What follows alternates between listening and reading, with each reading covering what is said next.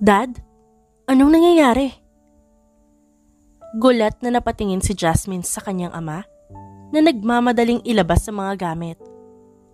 Napakurap siya at tinignan ng kanyang mga damit na iniisa-isa ng kanyang ama. Kailangan na nating umalis. Tiningnan ni Joseph ang kanyang anak. Kailangan na nating lumipat ng bahay. Huh? Lumapit si Jasmine sa kanyang closet at tinulungan ng kanyang ama. Bakit naman tayo lilipat? Kagagaling lang ni Jasmine sa kanyang modeling shoot nang umuwi siya para datnan ng kanyang ama. Hindi niya alam kung anong nangyayari at ayaw namang sabihin sa kanya ng ama kung bakit kailangan nilang lumipat. Napalunok si Jasmine nang marinig ang sunod-sunod na katok sa kanilang pinto. Dad! Nanginig ang boses ni Jasmine. Kunin mo lahat ng gamit, dumaan ka sa likod at nanood ng kotse. Seryosong tiningnan ni Joseph ang anak. What? Hindi kita iiwan dito. Natataranta na sabi ni Jasmine. Sundin mo ang sabi ko, Jasmine. Giit ni Joseph. Mabilis silang bumaba at napatili si Jasmine nang makitang sinira ang kanilang pintuan. Nanlaki ang mga mata ni Jasmine at napatingin sa kanyang ama na may pinindot sa kung saan. Napakurap si Jasmine sa nakita. Utang, utang, utang. Halos pakantang sabi ng isang lalaki. Ano na, Joseph? Kailan ka ba magbabayad? Nagbayad na ako ng kalahati sa inyo. Nangako naman ako na dadagdagan ko ang bayad. Nanginig ang boses ni Joseph. Napasinghap naman si Jasmine nang suntukin ng kanyang ama. Napahawak si Jasmine sa kanyang bibig at nagtago sa likod ng kanilang kusina. Hindi niya alam ang gagawin dahil mas lamang ang kaba na nararamdaman niya. Magbabayad ako. Sigaw ni Joseph. Nasaan ang anak mo? Siya ang ibayad mo sa utang mo. Wala akong anak. Natigilan si Jasmine at nanginig ang kanyang katawan. Wala akong anak. Kasama siya sa aksidente. Sinungaling. Sinampal ng lalaki ang kanyang ama. Hanapin niyo. Nandito lang ang babaeng yon. Mabilis na tumakbo si Jasmine sa likod ng kanilang bahay. Agad niya nakita ang kotse at mabilis na tumakbo papunta doon. Ayun! Sigaw sa hindi kalayuan. Mabilis na sumakay si Jasmine sa kotse at napalunok. Nanginginig niyang hinawakan ng manibela at naisip ang kanyang ama. Hindi niya alam kung babalikan niya ito o lalayo sa kanilang mansyon. Napalunok si Jasmine at nanlaki ang mga mata nang makita ang kalalakihan na nasa harap ng kotse niya. Huwag na natin pahirapan ang sarili natin. Bumaba ka na dyan. No, hindi ako bababa. Ngumisi ang lalaki bago pa nito magawa ang gusto, ay mabilis na pinaandar ni Jasmine ang kotse. Wala na siyang pakialam kung mabangga niya man ito. Tumulo ang kanyang luha at naisip ang kanyang kawawang ama na nasa loob. Dad, promise babalik ako, promise. Gumagaral-gal ang boses ni Jasmine. Patuloy pa rin sa pagmamaneho si Jasmine. Hindi niya alam kung saan siya pupunta pero naalala niya ang kanyang tita Terry. Agresibo niya niliko ang kotse at mabilis na pumunta sa bahay ng kanyang tita Terry. Nang makarating ay nagmamadaling bumaba si Jasmine at sunod-sunod na kumatok sa pinto ng kanyang tiyahin. Sino ba yan, Jasmine? Nanlaki ang mga mata ni Terry na makita ang kanyang pamangkin. Oh my God! At parang may napagtanto ang tita nito. Pasok, bilis! Tita, si Daddy. Umiiyak na sabi ni Jasmine habang naglalakad papasok sa bahay nito. Tumawag tayo ng pulis, please. Si Daddy, hindi ko kaya na wala si Daddy. Tatawag ako. Ang mahalaga'y ligtas ka. Nag-aalala na tiningnan ni Terry ang pamangkin. Magpahinga ka muna. Bukas ay pupuntahan namin ng daddy mo. Hindi pa rin tumitigil sa pag-iyak si Jasmine hanggang sa makarating siya sa kwarto niya. Tiningnan ni Jasmine ang kanyang cellphone at nagdadalawang isip na tawagan ng ama. Sa huli, mas pinili ni Jasmine ang humiga at matulog dahil sa pagod na nararamdaman. Kinaumagahan ay nagising si Jasmine sa isang masamang panaginip. Mabilis siyang bumangon at napahawak sa kanyang ulo.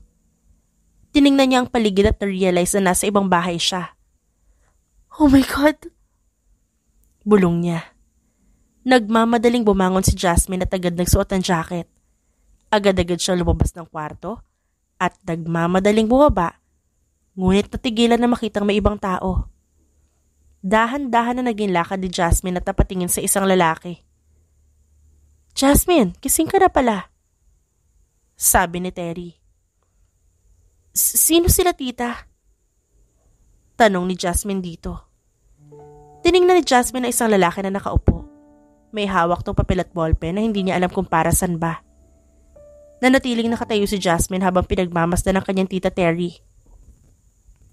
Si Joseph ay kilala ang taong to. Humingi siya ng tulong sa kanya kagabi at sinabi rin sa akin ni Joseph na kailangan mong sumama sa kanya. Paliwanag ni Terry sa pamangkin. Naalala ni Jasmine na eksena kung saan may pinindot ang kanyang ama sa ilalim ng island counter. Bakit po ako sasama sa kanila? Hindi ko kilala ang taong yan, tita. Kailangan ko rin po pumasok sa trabaho, hindi po ako. Kailangan mo sumama sa kanila, iha. Dahil matagal na nakapirma ang ama mo sa kanila. Natigilan si Jasmine. Ano pa bang hindi niya alam? Tiningnan niya ulit ang mga taong nakasuot ng itim na damit. Napatingin siya sa lalaki nasa gitna na ngayon ay nakatingin sa kanya. Tumango ang lalaki at agad na tumayo. I'm rich. Kailangan mo sumama sa amin dahil yun ang utos ni boss. Ayoko. Napalunok si Jasmine.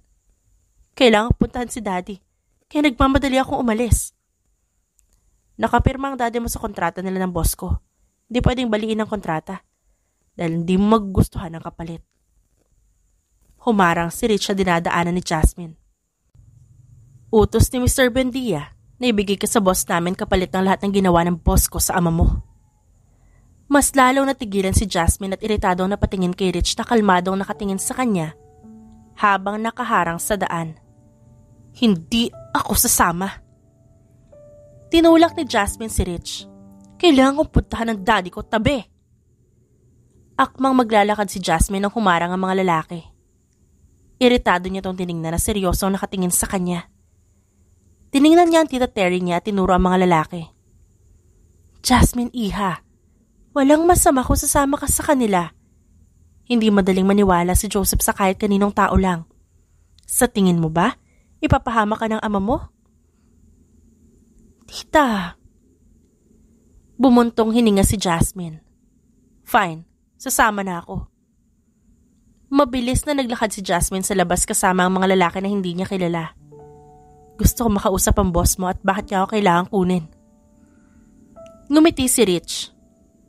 Noted on that, Miss Buendia. Umirap si Jasmine at sumakay na lang sa kotse. Nandito na tayo.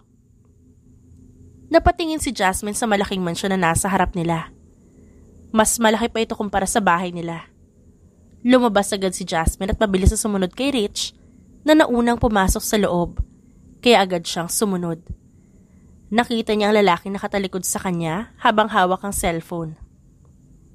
Sir, nandito kami. Yumukod pa si Rich bago tumayo ng maayos. Good to hear. Kasama mo ba siya? Malamig ang tono ng pananalita nito. Yes, sir. Ayon sa napagkasunduan, sumama siya sa amin. Ngumiti si Rich at tiningnan si Jasmine. Gustong makita ni Jasmine na mukha ng lalaki. Maya-maya nga lang, dahan-dahang humarap ito. At gano'n na lang ang gulat niya na makita si Harper. Napasinghap si Jasmine at napatitig kay Harper. Itim ang buhok nito, matangos ang ilong, asul na mga mata, at ang manipis nitong labi. You're here. Sa tingin ko, alam mo na kung bakit ka nandito, Miss Jasmine. Hindi ko alam kung bakit ako nandito. At bakit ako dinala ng mga tao mo dito. Hindi nga kita kilala eh. Diretso ang tingin ng dalaga sa binata. Hindi pinansin ni Jasmine ang kagwapuhan nito. Ano ba kasing kailangan mo sa akin? Wala akong kailangan sa'yo. Ang ama mo ang may kailangan sa akin. Ngumisi si Harper. Pumirma siya ng kontrata dahil hindi niya kayang bayaran ang utang niya. What? Magkano ba ang utang ni Daddy? At ako magbabayad? Natawa si Harper at pinagmasdan si Jasmine. Aaminin nito na nagandahan siya sa dalaga. Pero hindi magbabago na may kasunduan sila ng ama nito. Huminga ng malalim si Harper at lumapit ng konti. Buhay ang utang niya, Jasmine. Hindi mo kayang bayaran. Ngumiti si Harper. Ano? Buhay? Ano ba sinasabi mo? Pinaglandas ni Harper ang kanyang dila sa kanyang labi at tumawa. Pumirma ng kontrata ang ama mo para dalhin ka dito. Obviously, ikaw ang bayad sa lahat ng utang niya sa akin. Ngayon dito ka titira sa bahay ko hanggat hindi nababayaran ng ama mo ang malaki niyang utang. Seryosong, tiningnan ni Harper si Jasmine. Ayoko, hindi ako titira dito sa bahay mo.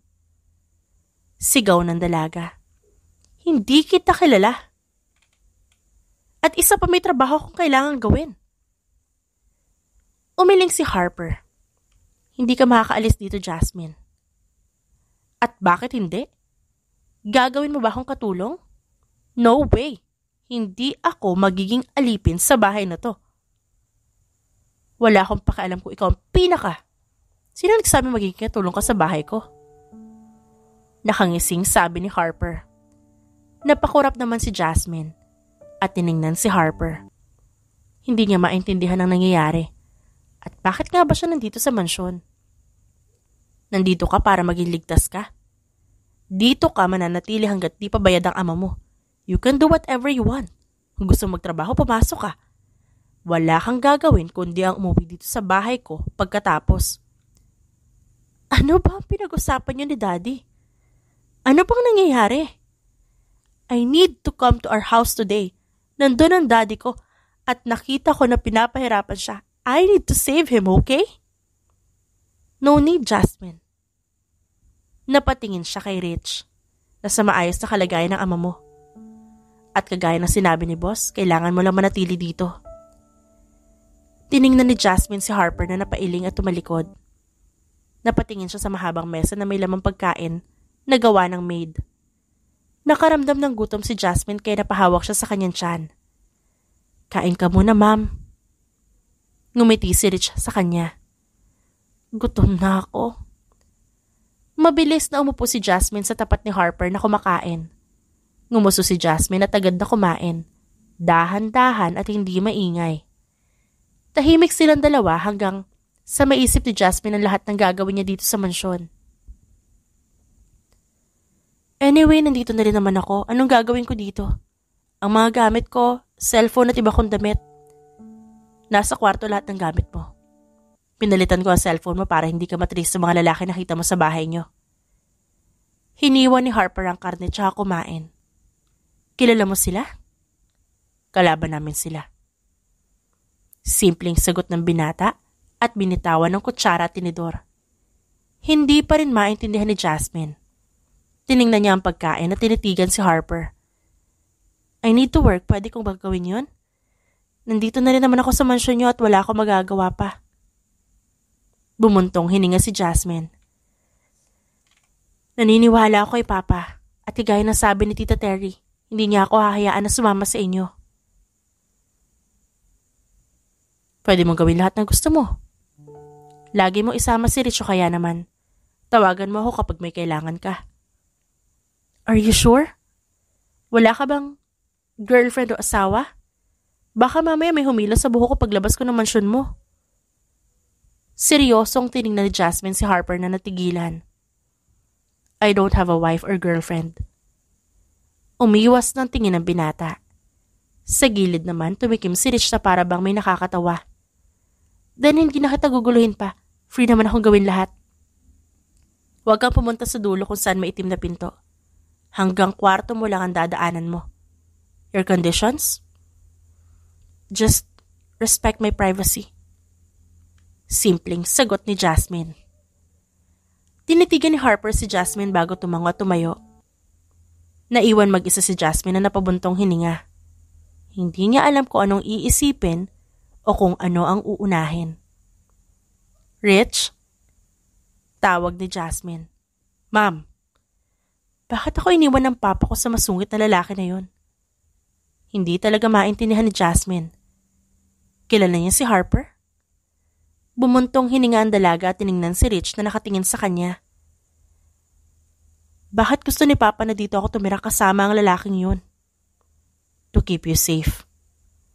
Nakangiting sagot ni Harper. Natigilan naman si Jasmine.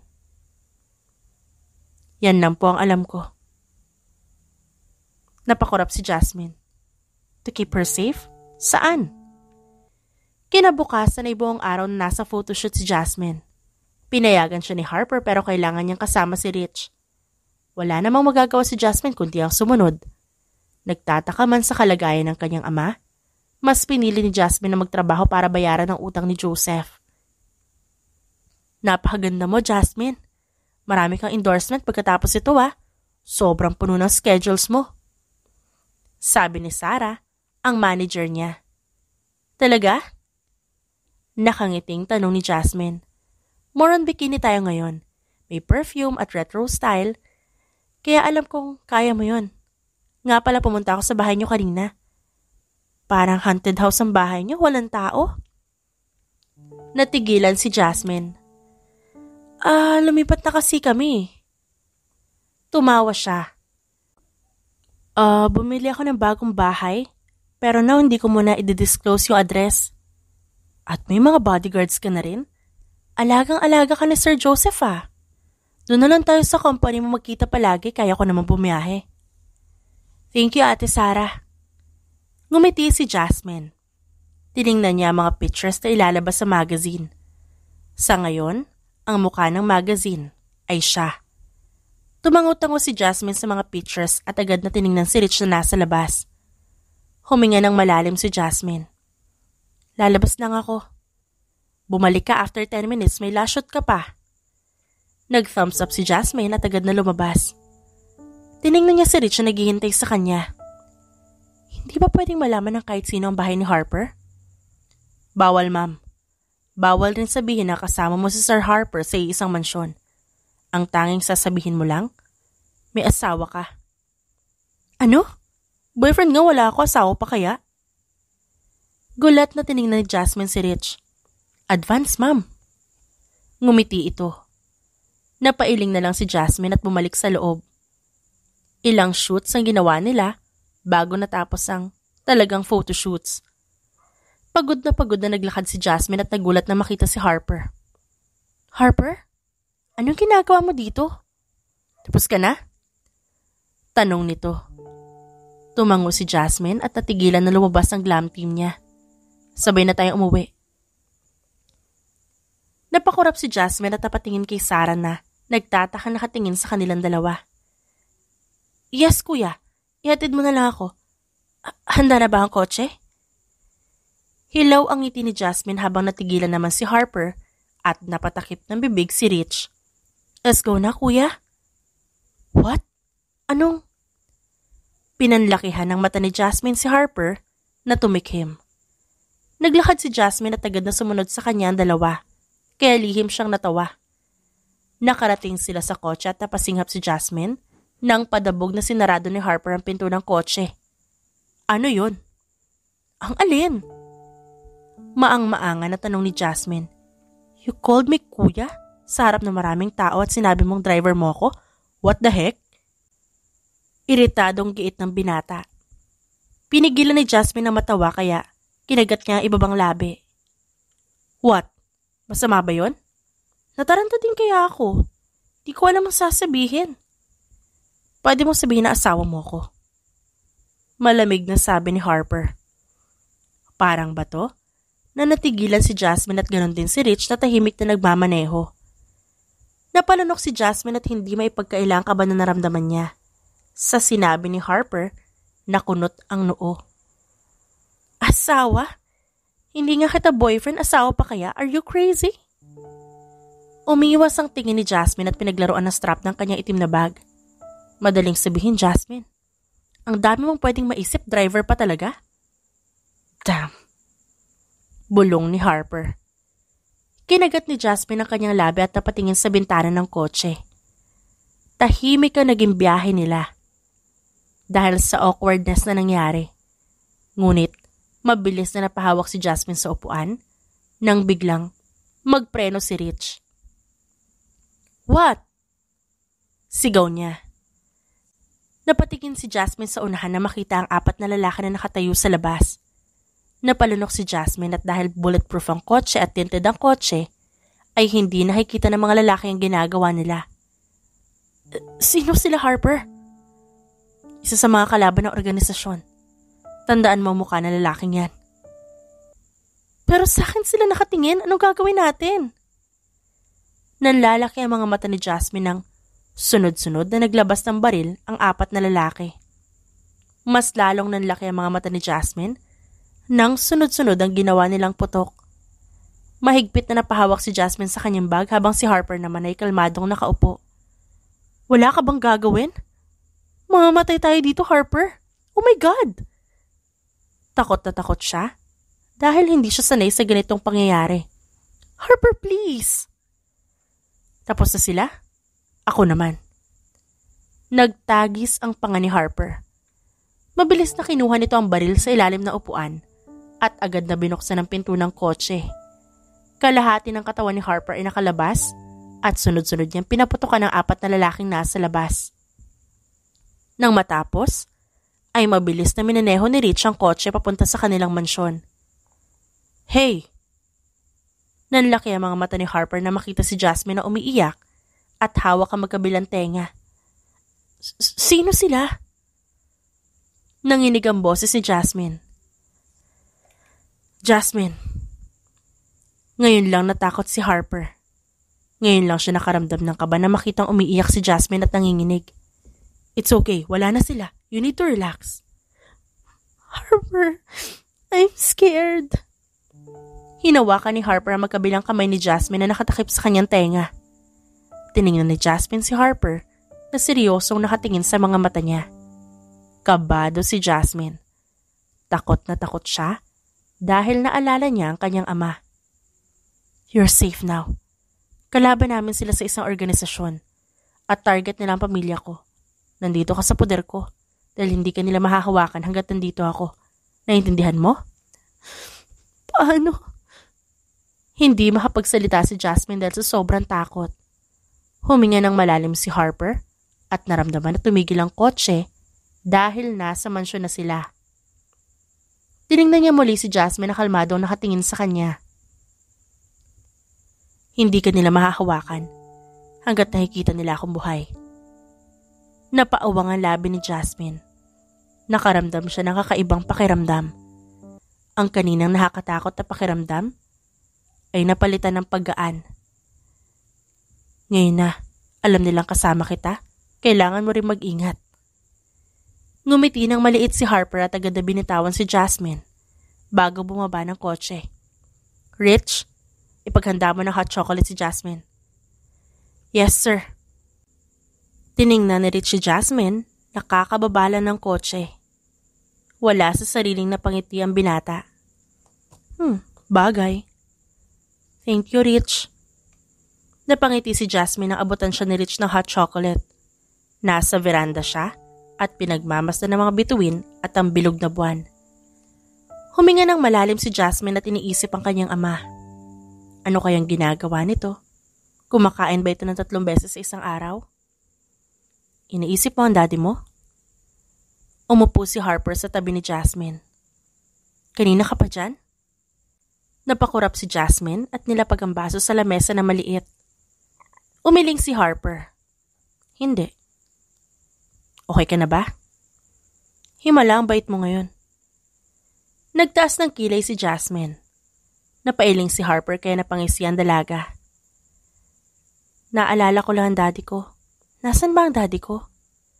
Ang naalala ko lang ay ang mga lalaking pumasok sa bahay namin. Tiningnan ni Jasmine si Harper. Gusto niyang malaman ang mga sagot sa isip niya.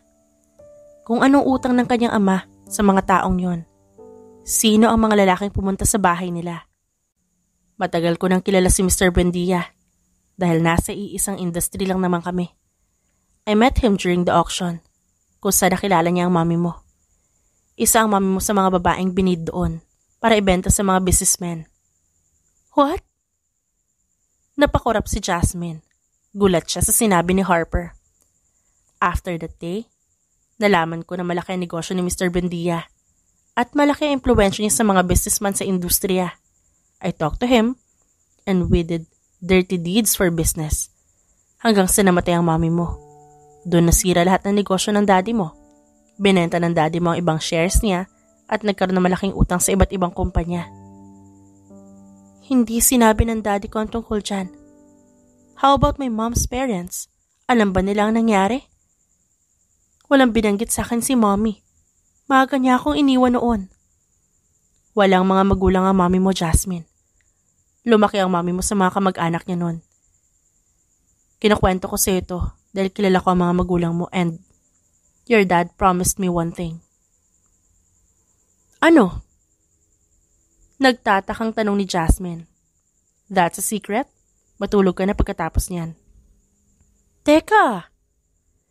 Humarang ang braso ni Jasmine sa dibdib ni Harper. Anong organisasyon na sinasabi mo? Yung mga lalaki. Yung mga baril. Anong mga yun? Pumikit ng mariin si Harper na tila nauubusan ng pasensya. Ngumuso naman si Jasmine at dahan-dahan na binaba ang braso niya. Napalunok si Jasmine at uminom na lang ng hot chocolate. Delikado akong tao, Jasmine. May malaking organisasyon akong hinahawakan at lahat kami kayang pumatay kapag malaki ang kasalanan sa amin ng isang tao. Tumango si Harper. Mangha sa sinabi ng dalaga. Kaya lahat na nakita mo kanina ay mga kalaban namin. They want me dead as soon as possible. Naiwan na nakatulala si Jasmine sa veranda. Delikadong tao. Natawa si Jasmine dahil naalala niya kung gaano ito nag-alala sa kanya. Napangiti si Jasmine at mabilis na tinapos ang pag-inom bago pumunta ng kwarto. Natigilan siya na makita si Rich at Harper na nag-uusap sa living room. Bahala na sila, antok na ako. Ngumusto si Jasmine at agad na pumasok sa kwarto. Bumuntong hininga si Harper at tiningnan ang kwarto ni Jasmine na kakasarado lang ng pinto. Umayos na upo si Harper at ininom ang alak. Hindi mo sinabi sa kanya? Ang alin? Nagtaas ng kilay si Harper. Anong sasabihin ko sa kanya? Kontrata na pinirmahan ni Mr. Buendia bago mo siya tinago. Alam nating pareho na nakalagay sa kontrata ay ang maging asawa ng tagapagmana ng Buendia at si Jasmine yun. Natigilan si Harper. Naalala niya ang mga panahon na binabantay niya si Jasmine sa modeling. Ang mga araw na lagi nandiyan si Harper para magtrabaho kay Mr. Buendia dahil malaki ang tiwala niya dito. Ang mga araw na lagi niya nakikita si Jasmine at ang araw na pinapangarap ni Harper na makuha si Jasmine anumang oras niya gusto. See? Nakalimutan mo. Alam nating pareho na ginawa ng ama niya yon dahil kapag kinasal kami hindi niya na problema ang pera. Pasalamat siya at gusto ko ang anak niya. Natawa si Rich at nagsali ng alak sa baso ni Harper. Hindi na ako nagulat nung nakita kita nakatitig sa kanya. Nang aasar na sabi ni Rich, ngunit maya-maya lang ay nag-iba ang reaksyon nito. Nalaman nila na may asawa ka. Anong gagawin mo? Jasmine needs to be safe. Ginagawa ko ang lahat ng pwede kong gawin para itago ang mag-ama. Alam ng mga kalaban natin na nandito si Jasmine sa puder ko. Bumuntong hininga si Harper. Uunti-untiin ko ang impormasyon na ibibigay ko kay Jasmine para hindi siya mabigla na asawa niya pala ako. Paano kung ayaw niya? Pipilitin ko. Kumunot ang noo ni Harper at tiningnan si Rich. Are you supporting me or not? Support ako sa'yo, boss. Ang akin lang, paano kung ayaw sa'yo ni Jasmine? Nakangiwing tanong ni Rich. Natigilan naman si Harper at mahigpit na hinawakan ng baso. Nangako siya sa kanyang sarili na walang pwedeng manakit kay Jasmine. Nangako siya na itatago niya si Jasmine. Pero dahil sa tanong ni Rich, hindi tuloy niya alam ang sasabihin. Wag naman sana sumama ang loob mo sa akin. Shut up! Tinaas ni Harper ang baso at mabilis na nilagyan ni Rich ng alak ang baso niya. Kumusta si Mr. Buendia? He's okay? Nakatago pa rin siya? Hinahanap na ba ni Jasmine? Tanong ni Rich. Tumango si Harper. tiningnan niya ang kwarto ni Jasmine at bumuntong hininga na naman. Ayaw niyang sabihin lahat kay Jasmine. Ayaw niyang biglain na lang to. Dahil natatakot siya na baka mag-ibang ekspresyon nito at reaksyon. Pero isa lang ang gusto niya. He will make her fall in love with him. Yun ang pangako ni Harper sa sarili. Make breakfast for her tomorrow. Tinapik ni Harper ang balikat ni Rich bago umakyat sa taas. Nagising si Jasmine dahil sa sinag ng araw sa kanyang muka. Iritadong tinakpan ni Jasmine ang kanyang muka gamit ang unan. Hindi na siya makatulog kaya naman bumangon na siya at mabilis na pumunta ng banyo at pagkatapos sa banyo ay agad naman siya lumabas ng kwarto at bumaba. Teka, that's my favorite food ah. Gulat na tinuro ni Jasmine ang pagkain na nasa lamesa. Paano niyo nalaman ang favorite ko? I told them. Boses ni Harper sa likod. Napatingin si Jasmine sa likod at napalanok na makitang naka-jogging pants at white t-shirt si Harper. Pawis na pawis pa ang noon nito at halatang galing lang sa pag-jogging. Saan ka galing? Jogging? Umiwas ng tingin si Jasmine pero napapatingin pa rin siya sa bakat na abs ni Harper. Tumikim si Jasmine at mabilis na umupo para hindi niya natingnan pa si Harper. Ano namang ginagawa nito? Napailing si Jasmine at ngumiti sa maid bago kumain. Magbihis ka, alis tayo. Huh? Saan tayo papunta? Ilang linggo ka nang di lumalabas. You need to breathe some air. Kaya magbihis ka at may pupuntahan tayo.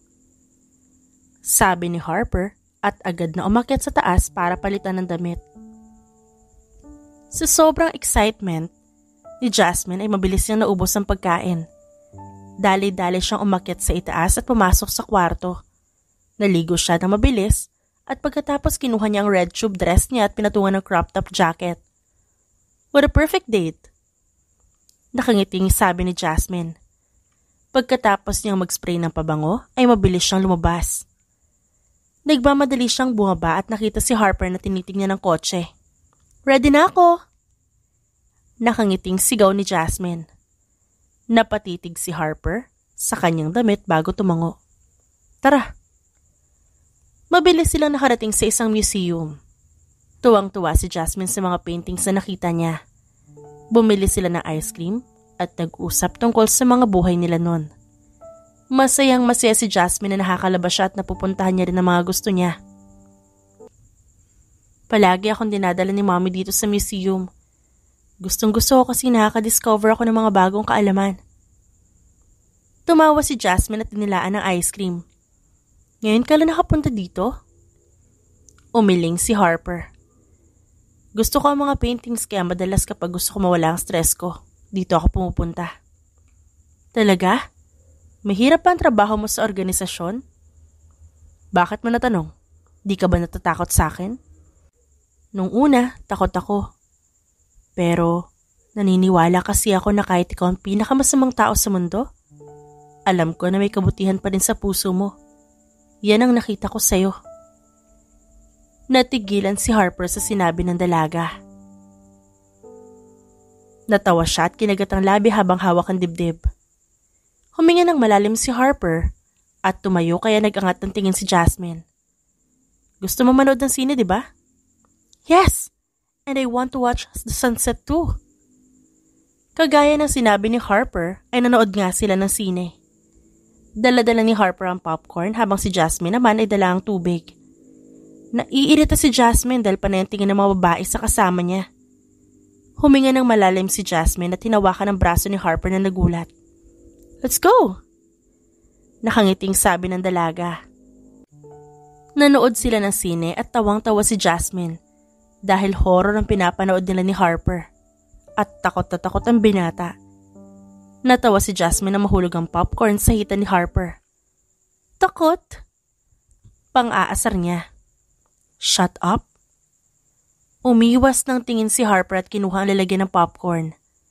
Hanggang sa makalabas sila ng sinihan, ay tawang-tawa pa rin si Jasmine at hindi ka na malaya na magkahawak ang kamay nilang dalawa.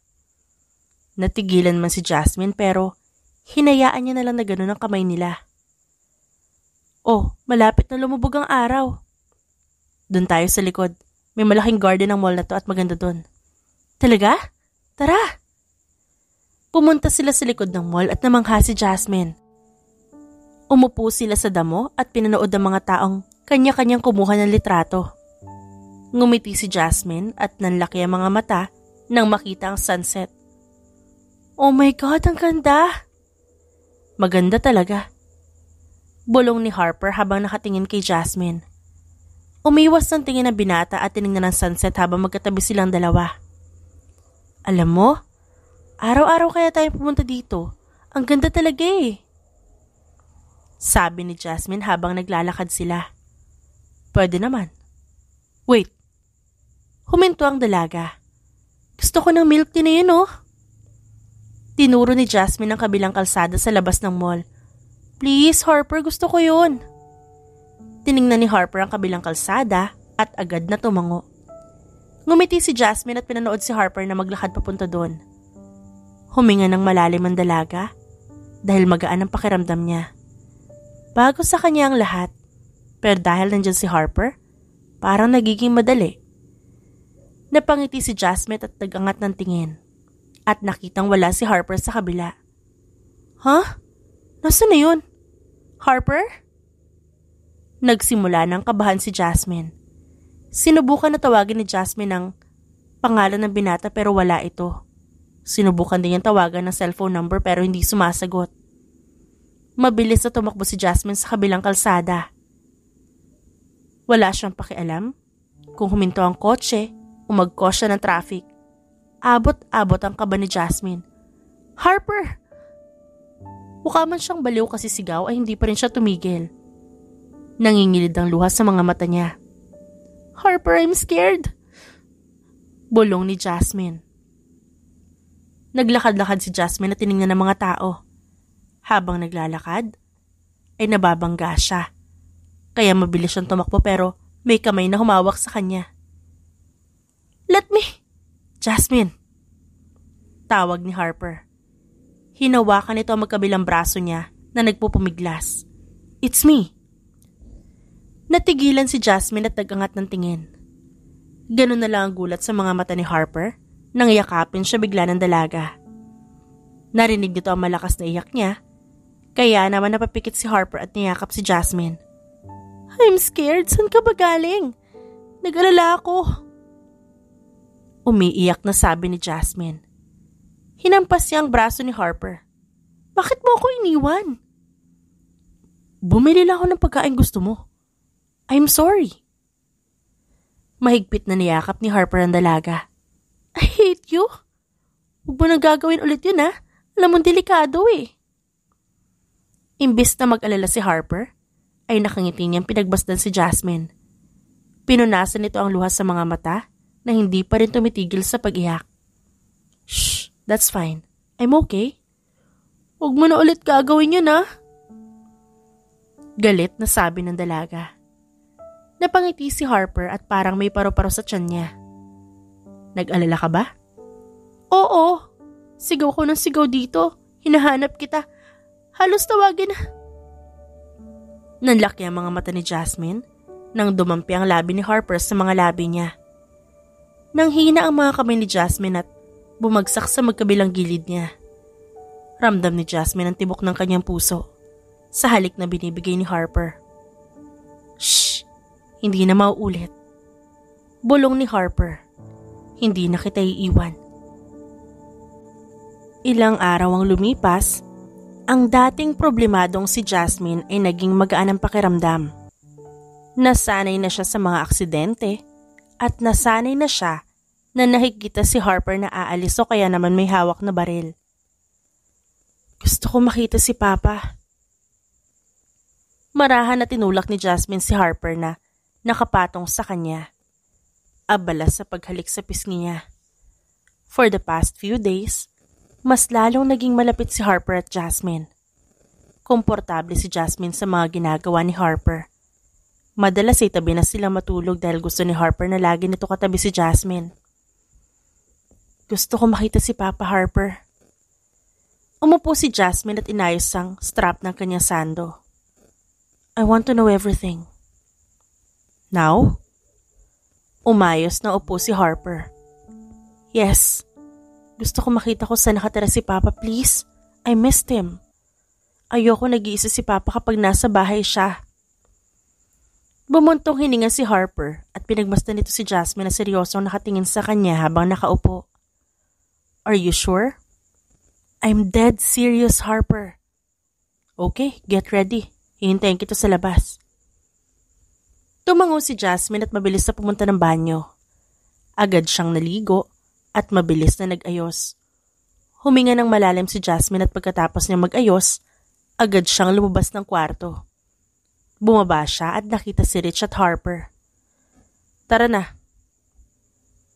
Sumakay si Jasmine sa kotse at agad silang umalis. Tahimik si Jasmine at iniisip ang mga itatanong niya sa kanyang ama. Kumunot ang noo ni Jasmine na makita ang isang private resort na halatang ginagawa pa lang. Tiningnan niya si Harper. Private resort ko.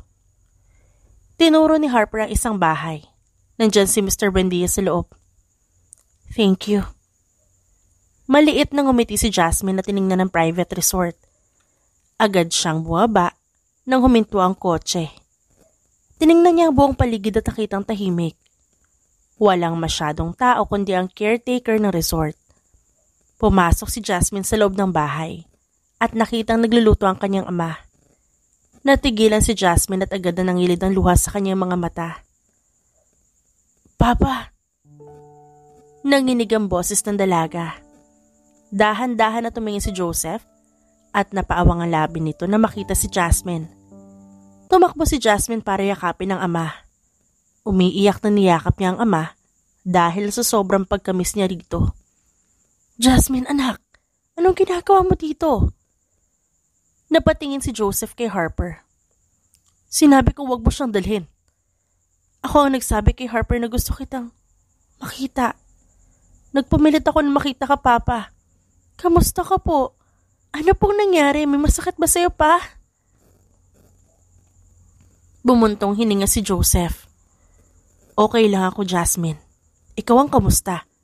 Ba't gusto mo ako makita? May nangyari ba? Umiling si Jasmine. Nag-aalala lang ako na baka hindi na kita makita. Gusto kong kausapin ka, Papa. I want to know everything. Natigilan si Joseph at napatingin kay Harper. Tumango si Harper at agad sila umalis kaya naiwan ang mag-ama sa loob ng bahay. Umupo si Jasmine sa sofa at hinintay ang kanyang ama na gumagawa ng juice. Tiningnan ni Jasmine ang bahay at mukhang maayos naman ang buhay ng kanyang ama. Juice. Umupo si Joseph pagkatapos iabot ang baso. Marami kang tanong. Saan mo gustong simulan? The day my mom died. Simula doon hanggang sa kung bakit kailangan ko sumama kay Harper. Tumango naman si Joseph. I met your mom at the auction. I knew. Alam ko na ang part na yan. The day I need to live without you, Dad. Bumuntong hininga si Joseph at tiningnan si Jasmine. Malaki ang naging utang ko sa mga businessman na nakatrabaho ko. Na kailangan ko ibenta ang shares at iba pang lupa natin. Nang mamatay ang mommy mo, I was hurt. I was depressed. I was sick. Kailangan ko mag-travel sa kung saan-saan para makalimutan ko ang mommy mo. Nagkakilala kami ni Harper at naging katrabaho ko siya sa negosyo. At siya ang nagbabayad ng utang ko. Natigilan si Jasmine. Mr. Del Ruiz saved me from being sick. Lahat ng utang na meron ako siyang nagbayad dahil humingi ako ng tulong sa kanya. What about the contract? Na kailangan ko sumama sa kanya. Contract paid by me? Kailangan kong bayaran pabalik si Harper. Nakalagay sa kontrata na kailangan mong pakasalan si Harper. Napalunok si Joseph. What? Kasal? Hindi makapaniwalang napatingin siya sa ama. That was the least I can do for you, Jasmine. Pumikit ng mariin si Joseph at dinilat ang mga mata.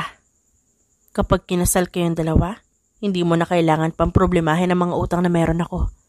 Hindi mo na kailangan mag-alala sa pera dahil kasal ka kay Harper. Nanlaki ang mga matang nakatingin si Jasmine sa kanyang ama. Hindi siya makapaniwala na nagawa ng kanyang ama ang bagay na yon. Hindi niya alam kung ano mararamdaman niya sa mga sinasabi nito. Naiiyak at natatawa si Jasmine pero mas pinili niya itago yon. Hinahabol ako ng mga negosyante at ayaw ko madamay ka. Sinabi kong hindi ka kasama sa aksidente at wala akong anak para iligtas ka. Hinawakan ni Joseph ang kamay ni Jasmine. Ginawa ko yung dahil nangako ako sa mami mo na aalagaan kita. Jasmine, sana maintindihan mo ang ginawa ko. Kailangan kita ibigay kay Harper para magiligtas ka. Dad, all this time, pinagay mo ako sa taong hindi ko naman kilala? Na hindi ko naman gusto? Gusto mo ako magpakasal sa kanya? Tinanong niyo ba ako kung gusto ko? Singhal ni Jasmine. Nagtatrabaho ko para sa ating dalawa, Dad. May trabaho ako para hindi mo maramdaman na pabigat ka. Kahit hindi naman. I worked so hard. Jasmine, delikado ang buhay mo. Hindi ko kakayanin na may mangyaring masama sa'yo. Your mom. Ang mami mo namatay siya dahil gusto niyang iligtas tayo. Napalunok si Jasmine na tiningnan ng kanyang ama. Parang binibiyak ang kanyang puso sa mga narinig at nalaman niya. Iisang tao ang pumatay sa mami mo at kalaban ni Harper sa organisasyon. Kaya gusto ko manatili ka sa tabi ni Harper dahil siya ang makakatulong sa'yo. Umiwas ng tingin si Joseph. Tawagin mo ako sa lahat ng pangalan na gusto mo. Pero hindi mo ako masisisi dahil alam ko kung ano makabubuti para sa'yo at kaligtasan mo. Dad! Tumulo ang luha sa mga mata ni Jasmine. Umuwi ka na, malapit na ang gabi. Hindi ka aalis. Sumama ka sa akin, Dad. Lumayo tayo sa mga tao. Si Harper, sabi mo makakatulong siya sa atin, di ba? Sabi mo, umalis tayo dito. Umiling si Joseph. I want to be alone, Jasmine. Nanginig ang bibig ni Jasmine at tiningnan ng ama. Marry him. Magiging masaya ako kapag pinakasalan mo si Harper, anak. Magiging maluwag ang loob ko kapag alam kong nasa mabuting kamay ka. He likes you, always. Nakatulala si Jasmine habang nakasakay sa kotse. Hindi na niya nakausap pa ang ama dahil umakyat agad ito pagkatapos silang kumain. Pinunasan naman ni Jasmine ang luha sa mata niya. Hindi niya kinaya ang katotohanan sa pagkamatay ng kanyang ina at ang pagpapakasal niya kay Harper. Ano nangyari? Tanong ni Jasmine nang biglang huminto ang kotse. Hindi ko alam, ma'am. Sabi ni Rich. Puisit. Hinampas ni Rich ang manibela at nilabas ang baril. Diyan ka lang. Ha? Saan ka pupunta? Nataranta si Jasmine nang lumabas si Rich kaya naman mabilis niyang hinanap ang cellphone na tinawagan si Harper. Bago pa man niya marinig ang boses ni Harper ay bumukas ang pinto ng kotse. Sino ka? Tanong ni Jasmine. Ngumiti ang lalaki na may peklat sa gilid ng noo nito. Sino? Nandilim ang paningin ni Jasmine nang bigla siyang takpan ng panyo sa kanyang ilong nang hindi niya kilalang lalaki. Sir, nawawala si Jasmine. Dahan-dahan na napatingin si Harper kay Rich na hinihingal na napaupo sa sofa. Iniwan niya ang dalawa para makapag-usap at bumalik sa trabaho. Napalunok si Harper at dahan-dahan na nabitawan ng cellphone. Kakatawag lang ni Jasmine pero mabilis yung nawala. She was calling me. Di ba sinabi kong bantayan mo si Jasmine? Marami sila kanina. Hindi ko alam kung paano nila tayo nasundan. Hindi ko nga alam na nandun sila. The other organization was the one who kidnapped Jasmine at kailangan nating magmadali. Hinihingal pa rin si Rich. May sugat ang kaliwan niyang mata at puro dugo rin ang katawan nito. Kukunin natin si Jasmine. Tawagan mo si Red, kailangan ko siya. Malamig na sabi ni Harper. Mabilis ang kilos ni Harper at kinuha ang 2 baril. Sa oras na makita niya may sugat si Jasmine, doble ang magiging balik nun sa kanila. I will punish him. Nagising si Jasmine sa isang bakanting kwarto. Akmang tatayo siya na makita na may tali ang paa at kamay niya. Abot ang kaba na nararamdaman ni Jasmine lalo't mag-isa siya. Tulong! May tao ba dyan? Tulong! Bumukas ang pinto at lumabas doon ang lalaki na may peklat sa gilid ng noo. Nanlaki ang mga mata ni Jasmine at napaatras. Gising ka na pala. Sino ka? Anong kailangan mo sa akin? Nagpumigla si Jasmine para makawala pero hindi naman yun gumagana. Tumawa ang lalaki. Sinungaling talaga matandang yun. Balita ko ay asawa ka ni Harper. Hindi sumagot si Jasmine at nanatili siya nakatingin sa lalaki. Baon sa utang ang ama mo at pinili niya pang sumama sa delikadong taong yun ni hindi alam na matandang yun. Teka, kamusta pala ang daddy mo? Buhay pa ba o naghihirap na? Bakit mo kilala ang daddy ko? Anong kailangan mo sa amin? Ngumisi ang lalaki at nilapitan si Jasmine na paatras. Umupo sa harap niya ang lalaki at pinagbasdan siya kaya nanginig ang katawan ni Jasmine. Rest in peace pala sa mami mo. Matigas kasi ang ulo kaya yun. Patay. Tumawa ng malakas ang lalaki. What? Ikaw ang pumatay sa mami ko? You murdered my mom. Tama ka. Ngumisi ito. Ako at ang kalaban ni Harper ay iisa. Jasmine Buendia. Nakaramdam ng kilabot si Jasmine habang pinagmamasdan ng lalaki na nasa harap niya. Napalunok si Jasmine nang tumayo ito. Hinawakan ng baril. Umatras siya at pilit na tanggalin ang tali sa kamay. Malaki ang utang sa amin ng daddy mo. Binenta niya ang para sa amin dahil yun ang pangako niya. Nabaon kami sa utang dahil sa kanya na kailangan namin pumatay ng mayayaman na tao para lang makuha ang pera nila. Your dad was the worst businessman I've met. Sinubukan niya akong patayin dahil nalaman niyang ako ang pumatay sa asawa niya. Pero mas gusto ko siyang patayin para malaman niya na kailangan ko ang pera ko. No, hindi totoo yan. Umiling si Jasmine at nangilid ang luha sa mga mata niya. Hindi magagawa. Ginawa niya. Ginawa kaming tanga at bobo na magaling mong ama. Sa pamamagitan ng ama mo, siniraan kami ni Harper. Nawala ang pera namin at ang magandang buhay ng organisasyon namin dahil sa lalaking yan. Ngayon, gaganti ako. Napasigaw si Jasmine nang tutukan siya ng baril ng lalaki. Nanginginig ang buong katawan ni Jasmine sa takot. Please, don't kill me. Hindi ko alam ang ginawa ni Daddy. Please, please, ayoko. Umiiyak na sabi ni Jasmine sa lalaki. Babayaran ko lahat, please. Kung kailan huli na? Ganyan kayo mayayaman. Parang wala lang sa inyo ang pera na inipon namin para sa investment na yan na wala man lang balik sa amin tapos ngayon, babayaran mo? Napailing ang lalaki. Nagbago na ang isip ko. Napasinghap si Jasmine nang ilagay ng lalaki ang uso ng baril sa kanyang noo. Abot-abot ang kaba na nararamdaman ni Jasmine. Napapikit si Jasmine at umiyak sa harap ng lalaki. Please, I don't know.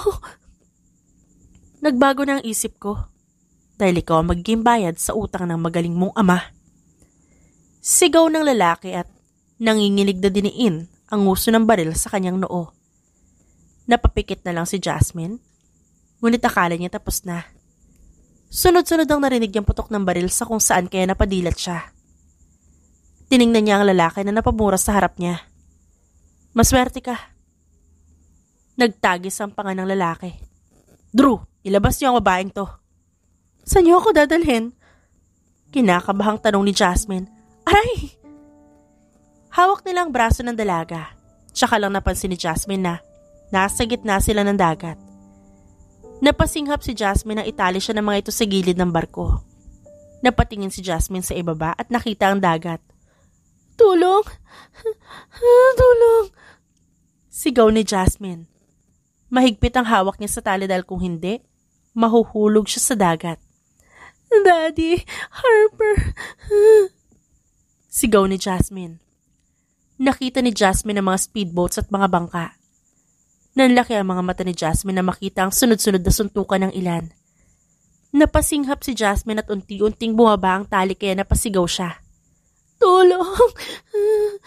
Umiiyak niyang tiningnan ng tali. At napapikit siya. Harper! Umiiyak na bulong niya.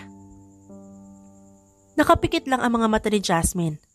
Iniisip niya paano siya makakawala sa tali. Napasinghap si Jasmine nang makita ang tao na kanya-kanya putukan ng baril at ang lalaki na nasa harap niya tila naghihintay. Pakawalan mo ako, please. Please.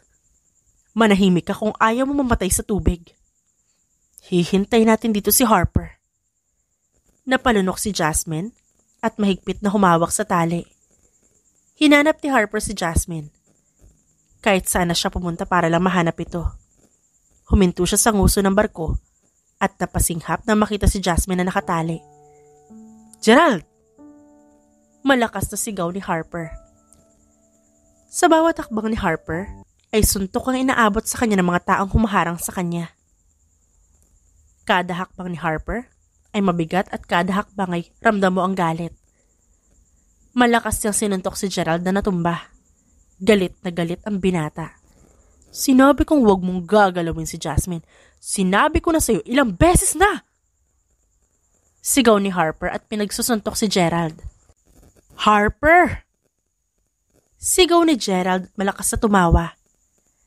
Natamaan ito si Harper sa balikat kaya natumba si Harper. Tumayo ang binata at tiningnan si Gerald na nakangisi sa kanya. Nagtagis ang panga nito at akmang lalapit nang may pindutin si Gerald dahilan para marinig niya ang sigaw ni Jasmine. Nanlaki ang mga mata niya. Anong kaya mong gawin para sa babaeng to? Alam niya na ang lahat, Harper. Alam ng babaeng to ang ginawa mo. Kumunot ang noo ni Harper. Wala akong kasalanan sa nangyari sa mga magulang ni Jasmine. Ginamit mo ang ama niya para maghiganti sa organisasyon na meron tayo noon. Sa pamamagitan ng ama niya, nagawa mong sirain ang lahat sa amin. At hindi malayong gawin mo rin yun sa anak ni Buendia. Umiling si Harper. Hindi ako kagaya mo, Gerald. Hindi ko gagawin yun kay Jasmine dahil alam natin na hindi aksidente ang nangyari. Sinadya mong patay ng mga magulang ni Jasmine dahil sa pera. Natigilan si Gerald. Ngumisi si Harper. Alam nilang pareho ang ginawa ni Gerald sa mga magulang ni Jasmine. Tiningnan ni Harper si Jasmine na nakatitig sa kanilang dalawa. Ngumiti si Harper sa dalaga. Hintayin mo ako. Tumango si Jasmine at umiiyak na napatingin sa kanya. Ililigtas kita. Nanatiling nakatingin si Jasmine sa dalawang lalaking nag-aaway. Konti na lang ay mahuhulog na siya. Konting-konti na lang ay mabibitawan niya na ang tali. Sinuntok ni Harper si Gerald. Nagpalitan sila ng suntok at gayon ay alam na niya ang katotohanan at gustong sabihin ni Harper sa kanya ang lahat. Harper, oh my God! Sigaw ni Jasmine nang matamaan ng kutsilyo si Harper. Pilit na kumakawala si Jasmine sa tali pero hindi niya kinaya. Napatingin si Jasmine sa ibaba at nakita ang isang speedboat na paparating. Sakay nun si Rich at ang kanyang ama. Nanlalaki ang mga mata ni Jasmine at pilit hinaharap sa direksyon ng kanyang ama. Daddy! Nandito ako, Daddy! Jasmine! Ang anak ko! Jasmine! Sigaw nito at mabilis na pinaandar ni Rich ang sasakyan nila papunta kay Jasmine. Daddy! Nanlaki ang mga mata ni Jasmine na makita si Harper na sinusugod ng mga lalaki. Hindi niya alam ang gagawin. Hindi niya alam kung sinong tatawagin. Napasinghap si Jasmine na hawakan ni Gerald ang paa niya, dahilan para mapunta siya sa mga kamay nito. Bitiwan mo ako! Sigaw ni Jasmine at napatingala sa isang malaking kutsilyo na nasa leeg niya. Ano? Hindi ako habang buhay na mananahimik hanggat hindi ako nakakaganti sa inyong lahat. Bitiwan mo si Jasmine. Tinaas ni Harper ang kamay nito. Bitiwan mo si Gerald. Umiling si Gerald. Nanghihina na siya dahil sa daming sugat na nakuha nito kay Harper. Tiningnan ni Jasmine si Harper na nagtatagis ang bagang. Napatingin si Jasmine sa kararating lang na sinareach at ang kanyang ama. Umiiyak si Jasmine.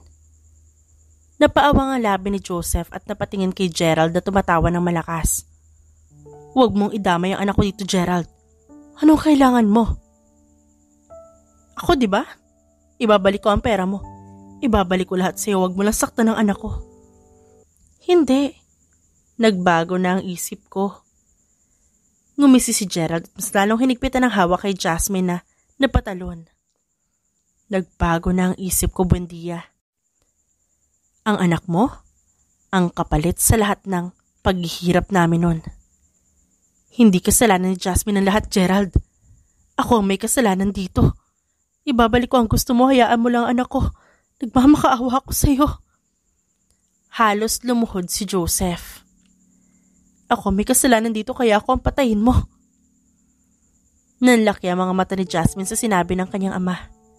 Daddy, no. Wala kang kasalanan, pinatay niya si Mommy. Manahimik ka. Nagmamakaawa ko. Ako na lang wag ang anak ko. Ako na lang wag si Jasmine, kasalanan ko ang lahat. Tiningnan ni Harper si Rich na nasa likod ng railings. Tumango si Harper at mabilis na kumilos si Rich kaya lang. Agad na tumakbo si Gerald, kaya naman mabilis na tumakbo si Harper at mabilis na inagaw ang baril. Agad niyang hinawakan sa bewang si Jasmine at mabilis ang kilos ni Rich. Daddy! Malakas na sigaw ni Jasmine. Nanlaki ang mga mata ni Jasmine na makita ang daddy niya na may tama ng baril sa tiyan. Mabilis na sinuntok ni Harper si Gerald at agad umalalay si Rich kay Jasmine na ngayon ay hawak ang kanyang ama na may dugo sa tiyan. Kailangan na nating umalis. May bomba ang barko na to. Paliwanag ni Rich sa kanila. Tara na. Sir Harper. Rinig ni Harper ang boses si Jasmine. Pero abala siya kay Gerald sa pakikipaggawa ng baril. Go! Mabilis na tumakbo si Jasmine at narinig niya ang bomba. Napasigaw si Jasmine na sumabog ang kalahati ng barko kung saan nandoon si Harper. Mabilis na sumakay si Jasmine sa speedboat, ganon din ang kanyang ama. Natulala na lang si Jasmine na makitang sumabog ang barko. Nanlaki ang mga mata niya at tumayo pero pinigilan siya ni Rich. Umiiyak na tinignan ni Jasmine ang barko hanggang sa makalayo sila sa isla kung nasan si Harper. Si Harper! Kailangan natin siyang balikan, si Harper. Hindi pwede, delikado. Kailangan natin pumunta na ospital. No, pupuntahan ko si Harper. Akmang tatalon si Jasmine nang mahigpit siyang hinawakan ni Rich. Susunod si Harper. Ilang araw na nakakalipas, ay hindi pa rin nakikita ni Jasmine si Harper pagkatapos ng pagsabog. Huminga ng malalim si Jasmine at pagod na umupo pagkatapos ng photoshoot. Uuwi na ako. May sundo ka ba? Umiling siya. Dala ko yung kotse ko. Bye. Nagmamadali sa paglalakad si Jasmine papunta sa kanyang kotse. Napamura pa siya nang mahulog ang susi ng kanyang kotse. Huminga ng malalim at agad na umupo para hanapin ang nawawalan niyang susi. Napamura na lang siya. Hinanap niya sa ilalim ang kanyang susi pero natigilan siya na makita ang 2 pares na sapatos. At kailan ka pa natutong magmura? Napalunok si Jasmine nang marinig ang pamilyar na boses. Dahan-dahan siyang nag-angat ng tingin at gano'n na lang ang gulat niya na makita si Harper. Harper! Napatakip sa bibig si Jasmine at napatingin sa kanya. Ngumisi si Harper at inayos ang kanyang sombrero. Hi! Natawa si Jasmine at mabilis na niyakap sa leeg ang binata. Sunod-sunod na tumulo ang luha nang makita niya ito. Oh my God! Humiwalay si Jasmine at pinagmasdan ang mukha ng binata. Walang sugat o bakas ng pagsabog ang mukha nito. Natigilan si Jasmine nang maalala na masama ang loob niya dito. Bakit ngayon ka lang? Bakit hindi mo ako tinawagan? Alam mo ba nag-alala ako sa'yo? Ni walang text o kaya naman balita na okay ka ba? Akala mo ba talaga? Natigilan si Jasmine nang halikan siya ni Harper sa labi. Bigla ay nanghina siya at hindi makagalaw. Mas lalong hinila ni Jasmine ang kwelyo ng damit ni Harper at siya na mismo ang humalik dito. Natawa si Harper. Sobrang mo ata ako na miss. Ngumisi si Harper at pinunasan ang labi ni Jasmine. Tiningnan niya si Jasmine bago bumuntong hininga. Magpakasal na tayo. Nanlaki ang mga mata ni Jasmine sa sinabi nito. Makalipas ang maraming taon ay kinasal nga sina Harper at Jasmine. Nanatiling nakatago si Harper at pinalabas nilang patay na siya. Nangako si Harper kay Jasmine na aayusin nito ang buhay para sa kanilang maliit na pamilya. So ibig sabihin pera ang dahilan ng lahat. Tumango si Harper. Dahil sa sunod-sunod na utang ng daddy mo, naging problema ang pera. Doon niya ako nakilala at doon kami nagkaroon ng kasunduan. Inaamin kong nabulag ako noon sa galit. Kaya naman nang malaman ko na nagkaroon sila ng usapan ni Gerald, sumama ako. Anong ginawa ni Papa sa pera? Tanong ulit ni Jasmine. Binili niya ng bahay. Nang malaman ng Papa mo na si Gerald ang pumatay sa mami mo, doon niya naisip maghiganti. Naisip ng Papa mo na sa pamamagitan ng pera magiging madali ang lahat. Tumango si Jasmine. Mas lalo niya naintindihan na isang tao lang ang may kasalanan. Ni isang tao lang dapat sisihin ng lahat. Natuto ang kanyang ama sa kamalian nito na ginawa noon. Kaya naman inayos ng ama niya ang lahat. Sa loob ng maraming taon, ay nakulungan dapat makulong at naayos na ng problema nila sa pera dahil kay Harper. And how about Jasmine? Ayoko ma-stress ka. Sa susunod na lang ang iba, makakasama yan sa baby number 2 natin. Hinaplos ni Harper ang tiyan ni Jasmine. Bumuntong hininga si Jasmine. Gusto ko lang malaman, isa pa, masaya akong bumalik na ulit si Daddy sa negosyo para itama ang lahat. Napangiti si Harper. Sa nakalipas na taon, ay hindi alam ng organisasyon na buhay siya. Tahimik na kumilo si Harper kaya naman wala sila naging problema. Si Jasmine, nanatili sa modeling industry at masaya sila nakatira sa isang tago na lugar kasama ang kanyang ama. Mag-aaral na si Daisy, kailangan pa ba natin magtago pa? Kasama ni Daisy ang mga guards niya kaya walang problema. Pwede ka lumabas kung gusto mo, Jasmine. Ako lang naman ang kailangan na magtago pero... Bumuntong hininga si Harper at ngumisi kay Jasmine. Hindi na natin kailangan na magtago pa. Kumunot ang noo ni Jasmine at napatingin kay Rich na may dalang envelope. Sir, okay na. Napalitan ko na ang pangalan mo pero mananatili ka pa rin Del Ruiz. Balita ni Rich. What? Sa nakalipas na taon kasi ay nanatiling nakatago si Harper. Ayaw niya magkaroon ng ideya mga kalaban niya sa tunay na pagkatao kaya naman nakakagulat na nag-iba siya ng pangalan. Tiningnan ni Jasmine ang asawa na nakangisi habang hawak ang credit cards at birth certificate. Thank you, Rich. Tuloy na ang bakasyon mo.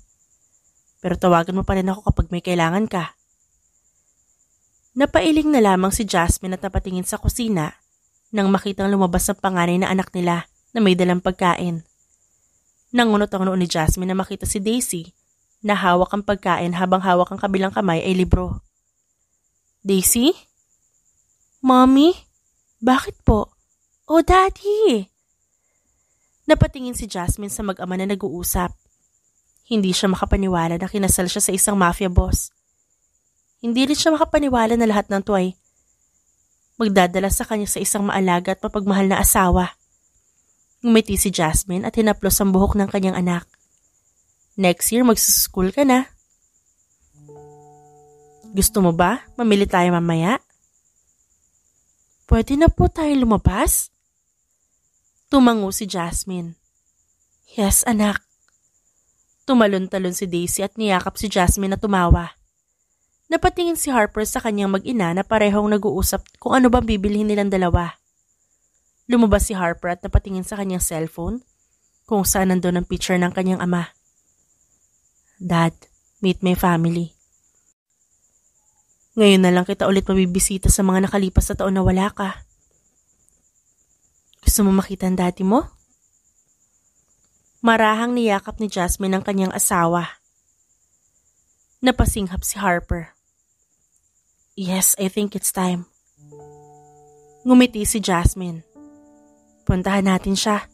Sigurado ako marami siyang dapat pakinggan mula sa'yo. Napangiti si Harper at hinarap ang asawa na nakatingala sa kanya. Hinaplos nito ang buhok ni Jasmine pababa sa pisngi. What? Nakangiting tanong ni Jasmine. Thank you. You made me realize things I didn't notice. Deserve mo maging masaya sa buhay, Harper. Salamat at binigyan mo ako ng pamilya na matatawag ko na sarili kong akin. Tumango si Harper. I love you, Mrs. Del Ruiz. Tumawa si Jasmine at pabiro na hinampas si Harper na natawa. Kinikilig ka? You wish? Diyan ka na nga. Magbibihis pa kami ni Daisy. Umirap si Jasmine at agad na pumasok sa loob. Natawa si Harper at napailing na lang. Sino naman ang hindi kikiligin sa kanya? 'Di ba? The end. At dyan nagtatapos ang ating kwentong pinamagatang The Mafia Boss Obsession. Written by Avi. Dearest friends and avid listeners, don't forget to like our videos and subscribe to our channel for more wonderful stories. Mula sa aming main channel, Randall Tagalog Love Stories, and for our second channel, Miss R Stories, lubos po naming pinasasalamatan ang inyong suporta at pagtangkilik sa aming mga likang istorya. Ingat po kayong lahat and have a good day everyone. Paalam!